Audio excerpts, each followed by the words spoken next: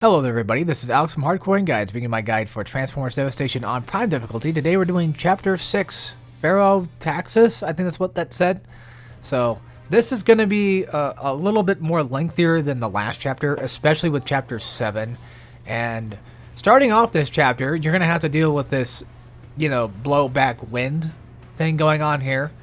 And basically, this one is just relatively simple, straightforward. Just, avoid the obstacles and just drive through. Nothing too hard, even with the timer, which I feel like is completely unnecessary. Because by the time that you get there, you're already there. It doesn't matter. But yeah, this chapter has a lot of platforming sections. And you see I'm pretty much just trying to speed through it. I was going to say, that's what happened. So I fell off like a moron. And I don't know why I probably kept it in, but oh well. Yeah. So this one is a little bit more platform heavy than the last few chapters have been, or if pretty much any. I think this is like the most platform based, not said platform based life form, but yeah, this is the most platform based one. So I do actually end up dying here, and I can't remember if I actually edited it out or not, if I was dumb. Pretty sure I got killed because I didn't realize that Kickback, like the actual transformed version of him, the big transformed version of him would actually show up. I didn't realize. Speaking of which, the ground soldiers, they never, like the hammer ground soldiers, I have never really seen them in their transformed state besides like when they appear. Because usually when they appear in their transformed state as like tanks, but they never really do that as an attack. So what's up with that? Like even this guy, even he at least transformed and tried to stick to the wall. But yeah, just be careful with the bigger guys. Bombshell and Bombshell eventually shows up. Kickback states he spawns in first, of course. Take out the smaller Kickbacks because they're a little bit weaker and easier to deal with. And having them out of the way so that way you can focus on like the bigger enemies makes this fight a little less tedious. So, but that's always just the general advice I can give. And I know I repeat myself quite often, but you never know when somebody is coming into like a completely different video. Like somebody could be watching these out of order. Like maybe they're stuck on chapter 6 and they need help with chapter 6 particularly. I fudged up this part big time. There's no reason to really fight these guys. You can avoid them, but if they get too annoying and if you get knocked off, just shoot them down. Because yeah, and if you have supplies back here, you can just use to your advantage to kind of get some health, or maybe even some energy back from. So yeah, these guys go down really quick with nice gunshots. So yeah, but they're just annoying. You could platform through them, or you could try to get the focus time off them. I noticed those platforms down there, and I think that was just for a secret thing. So I just kind of realized, oh yeah, I guess there's platforms down there. It's probably something I can go get, but I didn't bother with it. And there we go. That takes care of pretty much all of them. So now to platform our way into the next section. There's your little side mission thing you can do if you wanted to. Of course, I'm going to be skipping these because I am focusing on just beating the game normally. Well, it's not really normal if I'm playing on Prime, but hey, it's as normal as it gets. So this next fight sucks, major donkey balls, and this is the second of 2 wheeljack protection missions. I highly recommend you go for the shield ground soldiers first. At least just get rid of their shield. You don't have to kill them, but just get rid of the dang shield, because once they start grouping up with the other enemies, they become extremely obnoxious to deal with because they start knocking you out of your focus time and they just start knocking you away in general, and it's just not worth it. And if you have an energy weapon, just do what you did with the last time with the wheeljack section, and just whip out the energy weapon and start blasting dudes. And try to keep your ultimate for as long as you can until the part when you feel like you're too overwhelmed and you really need it. I mean, if you want to use it now, go ahead, but that's what I try to save them for, is when I definitely know that I'm going to feel overwhelmed. And I did die quite often on this part too. So also another thing too is, even if you did restart checkpoint, the bar you have for your ultimate does actually save from the last time that you died, or whatever. I think restarting checkpoint itself also constitutes for this too, but from what I've noticed, whenever you die, that's when it, you know, it saves your stuff. So, I can't remember when I actually used my ultimate. I think I used it on probably like the next wave, if not maybe even this one. I'm not remembering off the top of my head, though. But that's aight. Actually, come to think of it, have we done the turret section? I think we did. Yeah, we did.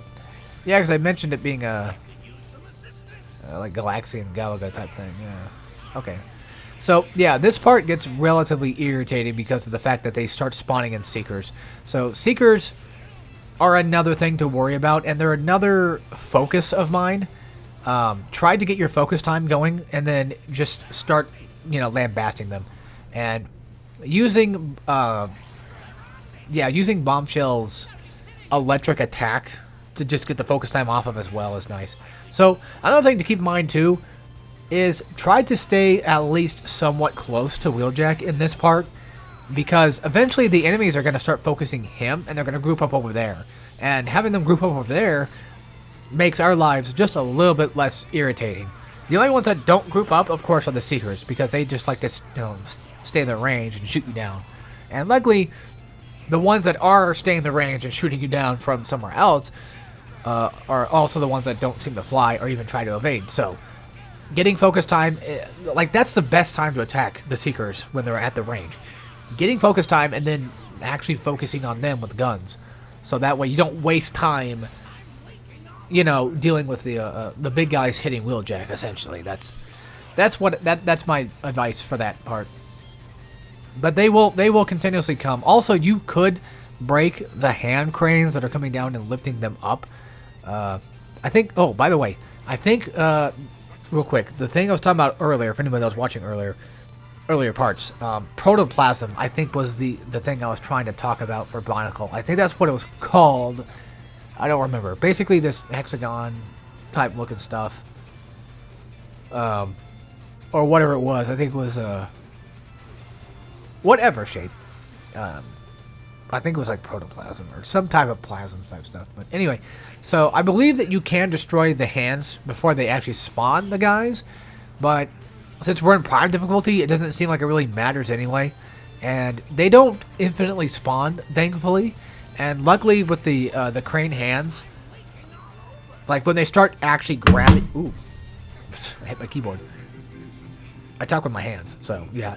When they start grabbing the platform, even though they may be ridiculously tanky in prime difficulty, they don't seem to do anything too difficult. Not difficult, but they don't seem to do anything too worrisome for whatever reason. Like, I still don't know what the point of this is. Maybe it's just to kind of screw with the platform to make you kind of like disoriented, but I don't really feel like it does that. I think it just is just annoying on the sake of just being annoying, most likely. The other worst part, though, is the fact that you can't get focus time off them. Like, the only one you can get focus time off is just the normal enemies, but you don't really need that. Also, having your teammates be alive for this part and just help you out makes this part tremendously a little bit less irritating. So then you can actually, like, if there's one guy over there attacking Wheeljack, for the most part, your teammates could relatively handle it with some ease. But you'll see later on in Chapter 7, the teammates don't really help out very much because of the fact that the Constructicons just obliterate them. And even if your teammates do go down and you can revive them, they do revive after a certain amount of time, but you can revive them. And if they do go down and you want to revive them, just use focus time and use the time you have while time is slowed down to go ahead and revive them. That's what focus time is really good for, is utility purposes as well. Not only just, you know, getting off nice combat. Also, don't... Oh, I didn't cut that out. Oh, well, you got to see... you got to see me die and retry, so... There's your proof for anybody that was wondering, do I actually do these constantly? Then yes, there's your answer. I do die in these sections. I'm not trying to hide that fact from anybody. I'm just trying to make these edited for the sake of just enjoyment and making them easier, because nobody wants to see me die constantly. That's not fun. This is not a live stream. This is an edited guide video. But, you know, we make mistakes, and that's fine. That's all right. So, yeah, whenever you get the chance, if the Seekers are getting on your nerves, just whip out the focus time, dodge focus time, and just start nailing them down with guns. If you have the guns that are appropriate for it, of course. You don't really want to attack, you don't want to do physical melee attacks or even vehicle strikes as you saw. The reason being is because you'll probably end up falling down and taking damage, and that's not good. You don't want that. You don't want that type of damage. That's never fun. Also, I didn't realize that Dragon Quest XI was on Steam. I kind of feel stupid for just now noticing that too. But yeah, they have a Square Enix sale going on. Not that I'm looking into anything. Actually, I might, because I've been wanting those Final Fantasy Pixel remasters. Because my brother brought it up and he was like, "Yeah, they have them. I have the first 6 on Steam." And I'm like, fudge. Now I kind of want them. I hate it when people always say "Oh, this game's here," and it's like, mother, now you make me want them. It's like I got too many games to play already. I got too much of my backlog. But anyway, back to the guide and paying attention. So it's mostly about the same. You're just, now you're just diddling with, of course, just ground soldiers. Try to limit your vehicle strikes. Do them, of course, but using energon weapons also is nice too. But what I'm trying to say is try to limit your vehicle strikes to not trying to go off the platform, because like I said, you will take damage and that won't be very fun. This part kind of sucks. I get nice little bits of damage off him every once in a while when you shoot him, and I don't think this is on a timer. I have no idea what the purpose of these things attacking the platforms besides just story implications. God, all right, I need to move my keyboard because I keep hitting. I can't speak. I talk so fast, I can't think anymore. Yeah, Robo Arms, there's no time limit for this. So, if you get the chance, get focus time. If you're worried about any potential timer, which I was actually actively worried about it. But as far as I'm aware, there is no time limit. And of course, if you have Energon, you can actually just, do attacks from range, which is also nice and nifty. But this is the moment when vehicle attacks do come in handy too. Because at least they're focused on him and they're not going to knock yourself off. And as you saw there, I went for it, and luckily for me, the invisible wall kicked in, and it definitely didn't definitely didn't screw me up. So that was very nice. Unfortunately, I ran out of bullets, but yeah, I ran out of bullets and I ran away, and then Optimus Prime came to save the day, right? No, yeah, I ran out of bullets, so I'm basically stuck with just melee. As boring as it is, that just I have to constantly be stuck with fighting a long, drawn-out fight. It is what it is.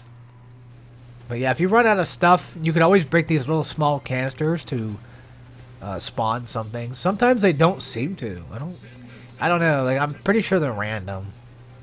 I mean, most likely. Like those two right there, they didn't seem to really spawn anything. Maybe they only spawn stuff whenever you need stuff. But yeah, we're going into our next little phase here, and it should be a boss fight with the Sentry Bot itself. In my opinion, this is one of the worst fights in the game to deal with, because those moving platforms, luckily you can see where he's going to do them at when he does that laser thing. That's a good ample time to get some nice combos on him if you're close to him. But unfortunately, since he raises a lot of these platforms, it makes it much harder to actually deal with him, because he'll start flying over the empty spots and making it harder to get any of those nice attacks off of. So that's why ranged weapons and just essentially, yeah, the Energon stuff works really well here. If you do happen to be in the air like a Looney Tunes character, try not to jump and then attack him. Instead, walk off the platform, so that way you could still have your double jump, so you can get back onto even ground. That's how that's how some of the Looney Tunes characters would do it. They just have a double jump, and there you go. Oh, actually, who am I kidding? Most of the time they just fall down anyway. But yeah, so Sentry Bot, he may not have a lot of health, but it's just a really irritating fight. He doesn't do a lot of crazy offensive attacks He mostly just lifts platforms and tries to fly over, but eventually you can stun him if you do enough damage. Don't know why I sounded so nasally there for a second. Okay, so yeah, so the boss of this chapter seems to be Soundwave again. So which I like Soundwave. I like his fights. His cassettes are just really cool stuff. Like I'm not being sarcastic. I'm being truly honest. I think it's actually a pretty neat idea for a boss. Well, not a boss. I mean for a transformer in general. Like that's what I like about this type of stuff. Is there just seems to be a lot of like unique, and not everybody is just the same exact thing, which is nice. Yeah. I don't know why I was about to say Digimon for a second there. Because I was mainly thinking of like Digimon just mostly just having guns. Like that's usually what they always seem to have, is just nothing but guns all the time. That's not true, but you know. Yeah. Funny enough, I was thinking about doing a smash or pass of Digimon just as a joke. Like all 1,400 plus Digimon or whatever it was. But then I saw somebody else on YouTube did, and I'm like, they did it already, you know. The joke's kind of ruined. You know, like, it seemed like a funny idea at first, but now I don't really care. It's not even a case of, like, view. I mean, it kind of is, and kind of isn't a case of views. It's like, oh, you know, it would be nice to get some views from it, but people have already done it, and it's kind of like, whatever. I mean, granted, people have done guides of this before, but I'm doing it because I want to, because it's fun. But yeah, it was mostly because since the joke's already been done, like, I'm just adding more filler to the pile, and it just seems kind of stupid. Yeah, you can say I have my own flair, but I don't have enough subs to really work off of that flair, basically, so to speak. Nobody would really seem to care. And I'm just being dead honest. I'm pretty sure nobody would. That's just how my other channel seems to be. Really, really disinterested type situations. But over here on Hardcorian, at least I'm interested. At least I'm entertained, and it seems like people are. So that's what I'm looking for. My main purpose, of course, is entertainment. But if I help you, then I'm glad.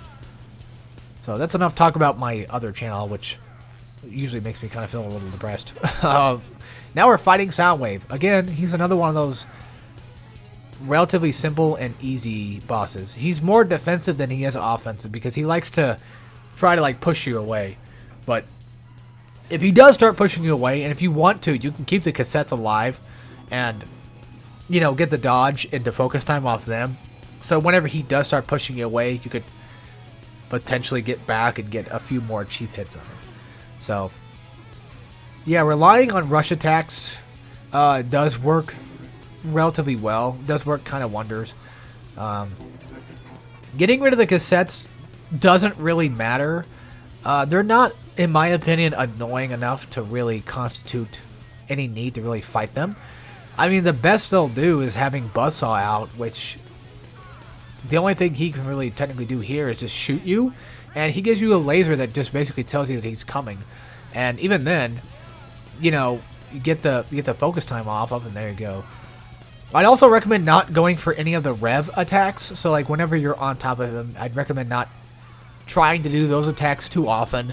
Because since the cassettes are probably most likely... I mean, if they're there, don't go for it because, you know, why take the chance? Why take the risk? That type of thing. So, again, just juke on him. You know, hit him in the air, get vehicle attacks, and then do your ability on him and just kind of reset his stuff. And then eventually just finish him off. And that would, once he's done, oh yeah, use loudspeakers, of course. And then once he's done with, we head into Chapter 7, which is the final chapter. And then after that, will be discussion time. So, yeah, that's it for this chapter. And I'll see you guys in Chapter 7. So, as always, take care, everybody.